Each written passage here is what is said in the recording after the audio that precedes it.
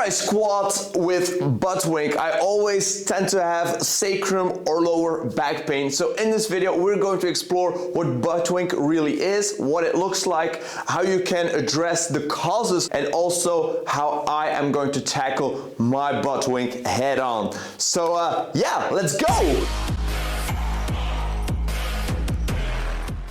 So how does butt wink actually look like? Well, if this is your back and this is your pelvis, as you go down in a squat, what you should be doing is you go down like this, right? Everything should remain stable.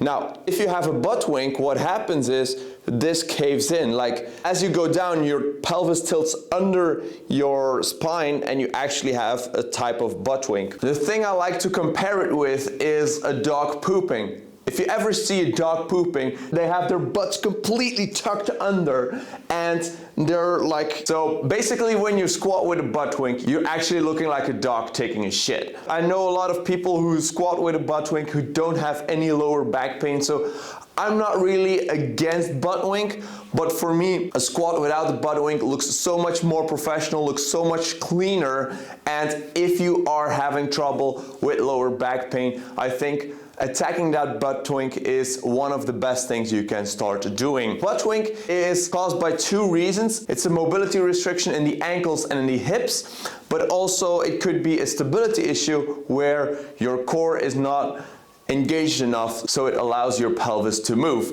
If we're talking about hip mobility issues, one thing can be because of the muscles, but other thing can be your anthropometry. So muscle restriction is just tight muscles. If you feel that your hip flexors are very tight, stretching them out will be possibly a good thing to do.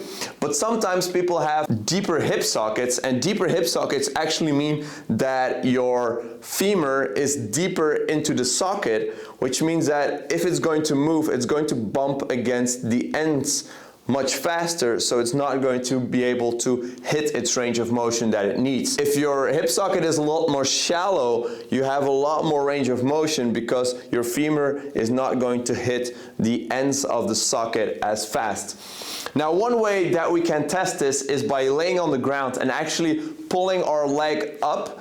So if we can find that we can pull our leg up while we maintain a neutral lower back, that means that we have adequate hip mobility, that it's probably more like a tight hip flexor issue or an ankle issue. If your ankle mobility is not adequate, if you can't let your knees travel enough in front of your toes, you're going to have to compensate again at the hips, and you're going to have possibly butt wink. One way to see if your ankles are not mobile enough, so you go in front of a wall, and what you're going to do is you're going to travel your knee as far forward as possible while still keeping your heel touching to the ground, and you can see if you can go far enough forward. So you want to have your knees traveling 10 centimeters over your toes to actually know that you have adequate ankle mobility. You've probably heard when you're squatting, you should brace. So bracing really means that you activate the muscles of your core, meaning front and back,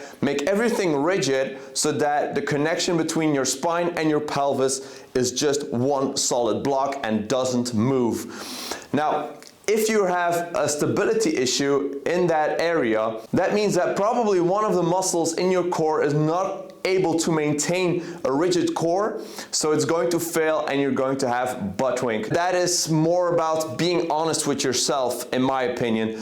Are you actually bracing? Are you actually bracing front and back? If you're bracing when doing a squat, do you really feel that your core is rigid? Do you really feel that your lower back is strong? And can you maintain that throughout the whole squat? If that answer is yes, then probably core stability is not an issue.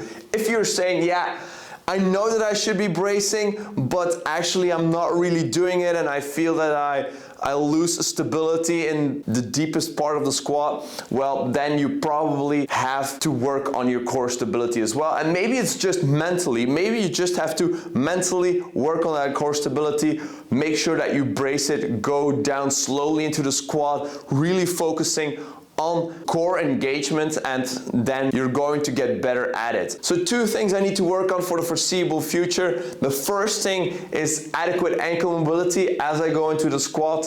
Make sure that my ankles are properly warmed up or properly getting into that range of motion, and also that I brace my core during the squat. Yeah, I just want to have my squat feeling great, looking good, and just be overall strong. So thank you so much for watching, guys. I hope you liked the video. I hope you got something out of it. If you did, please hit that like button. Don't forget to subscribe if you haven't already, and I guess I'll be seeing you all in the next video. Peace!